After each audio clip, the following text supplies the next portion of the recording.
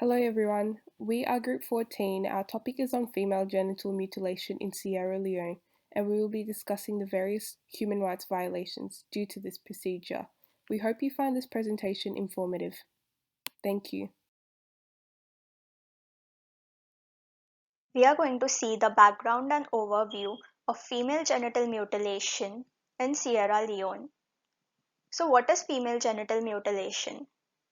The World Health Organization refers female genital mutilation to be violation of human rights by inflicting intentional injury to the external female genital organs involving their complete or partial excision for reasons that are not medical or health related. The procedure is generally performed by specifically designated elderly women in the villages, barbers, or by traditional birth attendants.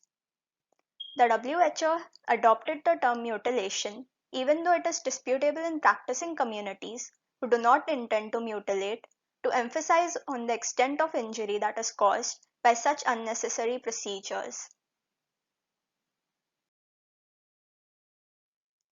According to WHO, there are four major types of FGM.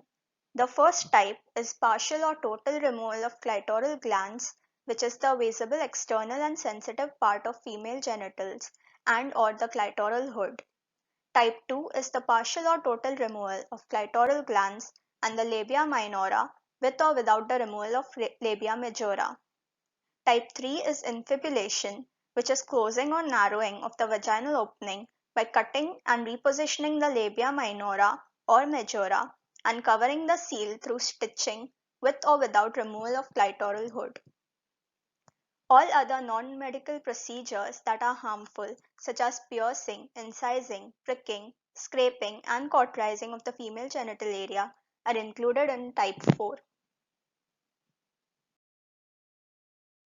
This graph shows the prevalence of female genital mutilation in Sierra Leone in comparison with other countries in the continent like Sudan, Kenya, and Nigeria. This map shows the prevalence of FGM in various regions of the country, with the highest being in the northern region and the lowest being in the western region. Sierra Leone is one of the 5 African countries where the prevalence of FGM is above 90% for the ages between 15 to 49 years. Clitoridectomy and excision, that is types 1 and 2, are the most common forms of FGM practiced in Sierra Leone.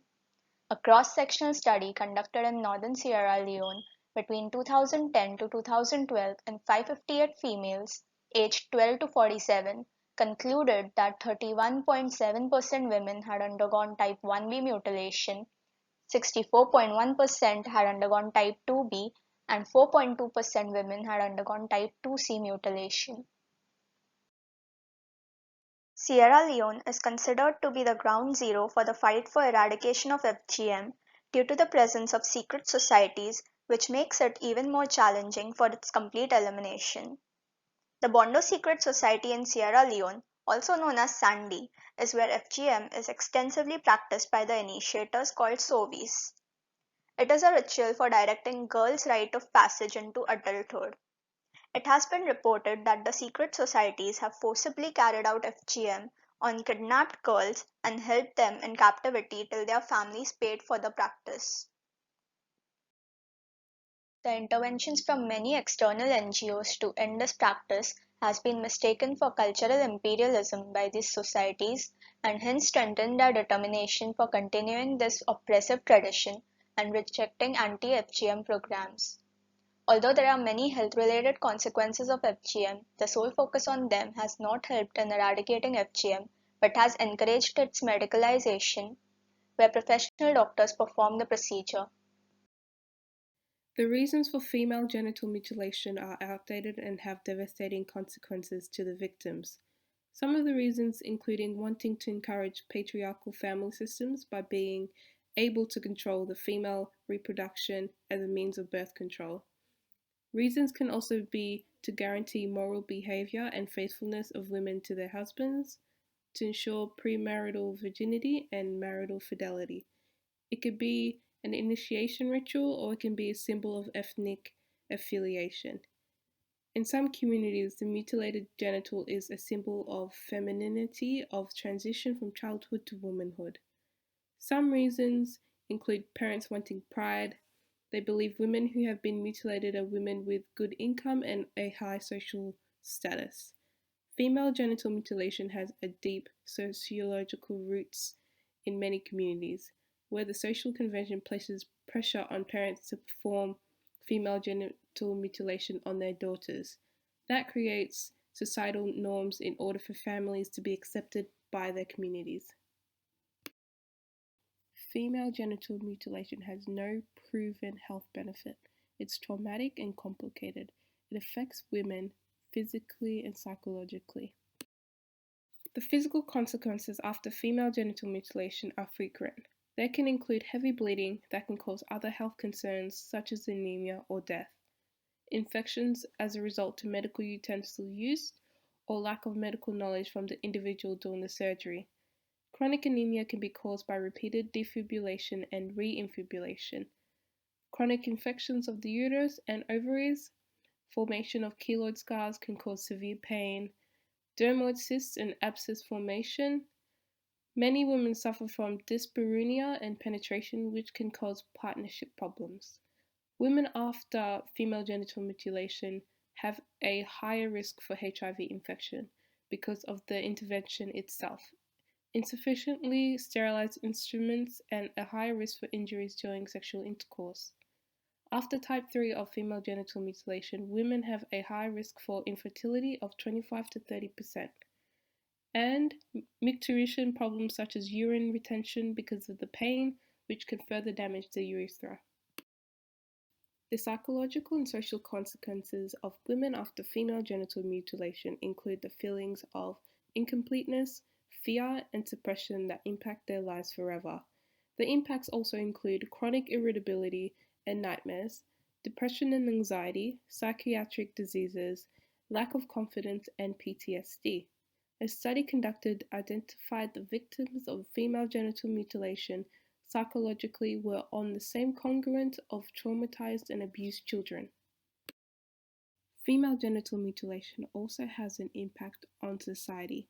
The World Health Organization calculated it would cost 1.4 billion a year to treat all resulting medical needs of female genital mutilation.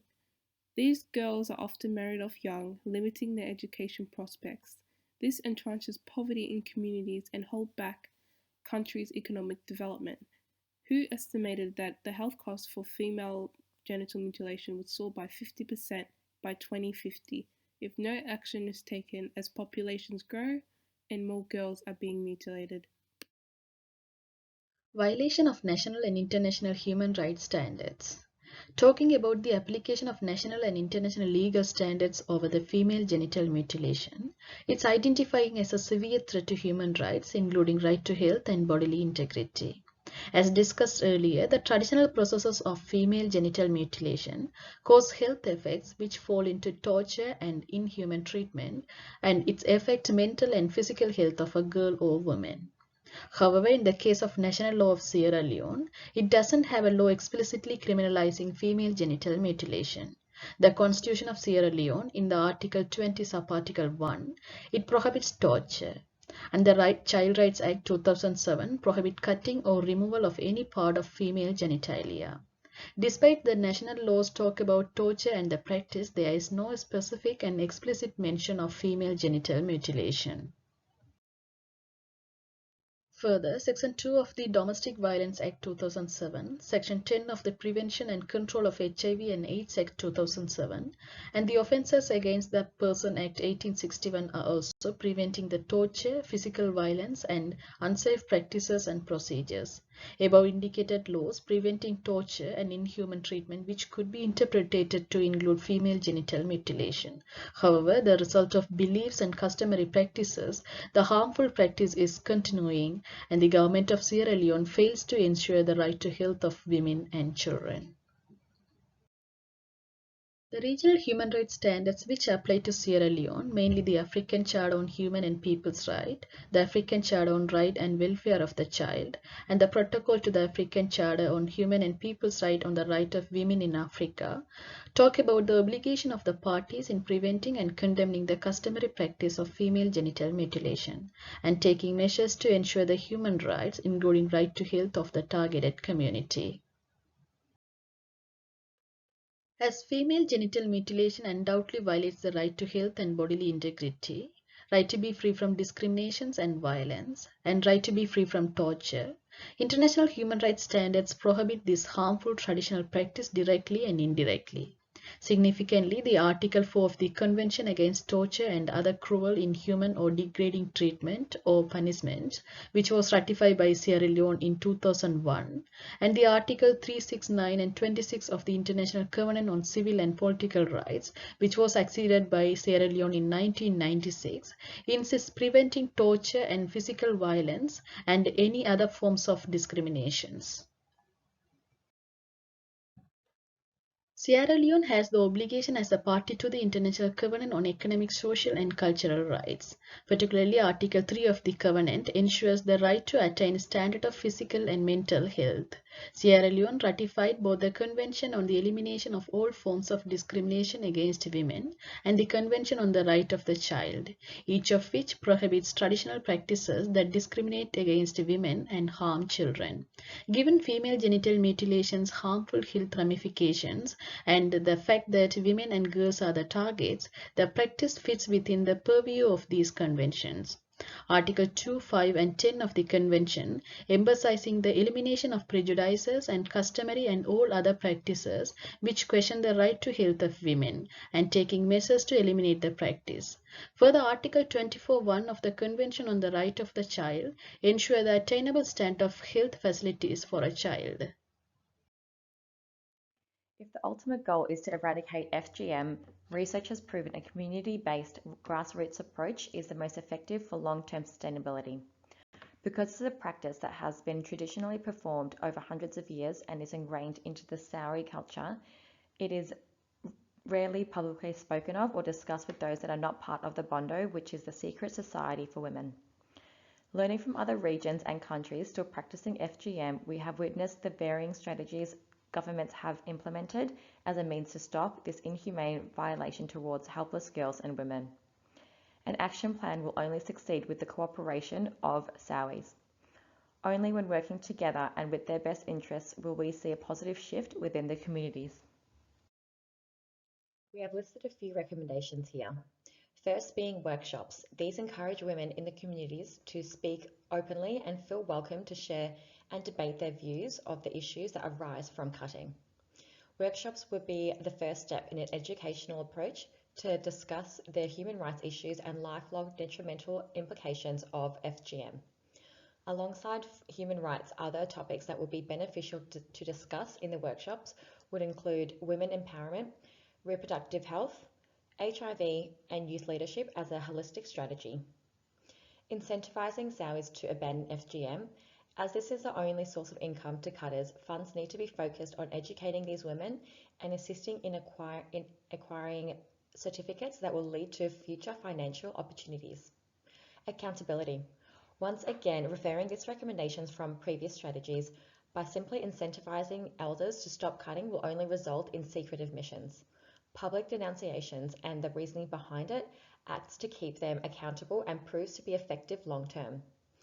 Forming anti-FGM legislations. FGM is very political. For example, if a woman runs for political office, announces her approval for FGM, she'll be seen in a stronger position by women by upholding their traditions, which contributes to a large portion of votes in the population. Enacting a comprehensive anti-FGM law would ensure a positive shift in the eradication of the practice and encourage political members to advocate the movement. In conclusion, female genital mutilation is an old tradition in communities worldwide. Many countries have government legislations put into place that has seen an eradication of the practice.